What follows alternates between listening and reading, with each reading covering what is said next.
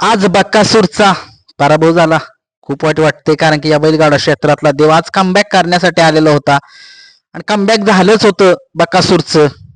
आज बक्कासूरचा पराभव. आता खूप लोकांना एक प्रश्नचिन्ह उभं राहिलं असेल सगळ्यांच्या पुढे, बक्कासूर एवढा पळतो तरी पराभव का?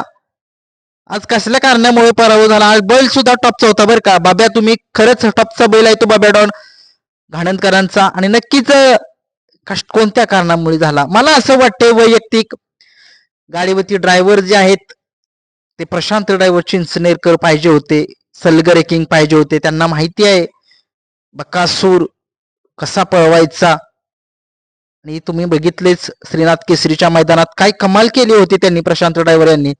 परंतु आज त्या गाडीवरती पाहिजे होते, ते मैदानामध्ये उपस्थित सुद्धा होते, परंतु का नाही बसवलं हे अद्याप अजून स्पष्ट नाही झालं. परंतु असो, चला, गाडीचे ड्रायव्हर सुद्धा ते आप्पा ड्रायव्हर चांगले होते. परंतु तुम्ही बघितलं ज्यावेळेस बकासूर ज्यावेळेस सेमी सुटला खालून, बकासूरची गाडी पुढेच होती, मध्ये गेला तरी गाडी पुढे होती.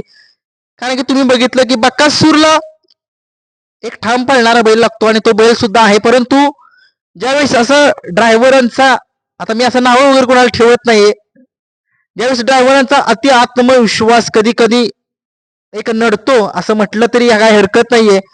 कारण की ड्रायव्हरांनी गाडी हाणाय पाहिजे होती जोरामध्ये मध्ये गेल्यानंतर. कारण असं वाटलं होतं की बकासूर सहज जाईल, सहजच नेईल बकासूर तो सेमीफायनल. परंतु ते म्हणतातच ना, या बैलगाडा क्षेत्रामध्ये कधीच कुणाला कमी समजायचं नसतं, आणि कमी जर समजलं तर त्याचे परिणाम भोगावे लागतात. आणि तसंच झालं सेमीला. बकासूरची गाडीला थोडस कमी स्पीड लागलं मध्ये, नंतर गेल्यानंतर ती गाडी सुसाट वेगाने पळाली. काय गाडी पळाली! कौतुक करतोय त्या गाडीचं, कौतुक करायला पाहिजे, का नाही करायला पाहिजे कौतुक? कारण की एवढ्या मोठ्या बैलाचा पराभव करणं सोपी गोष्ट नाहीये. आणि जो बकासूर हरला तरी चर्चा होते आणि जिंकला तरी चर्चा होते. पुन्हा एकदा कमबॅक, नवीन बहरारी घेऊया आणि आपल्या बैलगाडा क्षेत्रातील देवाला सपोर्ट कायम करायचे. जरी हारला तरी चालेल, तो मनामध्ये सगळ्यांच्या आहे, तो देव आहे या बैलगाडा क्षेत्रामध्ये. असे कित्येक पराभव झाले, त्या बैलाचे पराभव कमी आणि विजय जास्त आहेत. खचून जाऊ नये आपल्या सगळ्या बकासूर फॅन्सनी.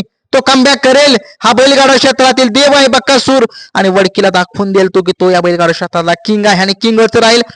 असो, बकासूरच्या गाडीला आज मध्ये गेल्यानंतर थोडस स्पीड कमी लागलं, त्याच्यामुळे आपल्या गाडीचा पराभव झाला. आणि नक्कीच हेच कारण होतं की थोडीशी गाडी जी आहे ती थोडीशी व्हायचं जरा, ते म्हणतात की हात जरा जास्त जर पडला असता त्या गाडीवरती तर कदाचित निकाल वेगळा असता. परंतु ड्रायव्हर सुद्धा एक असं वाटतंय मनापासून प्रशांत ड्रायव्हर पाहिजे होते. परंतु असो, चला, पराभवाची कारणे आता देत नाहीये. बकासूरचा पराभव झाला, हार मान्य आहे, कमबॅक होईल. धन्यवाद.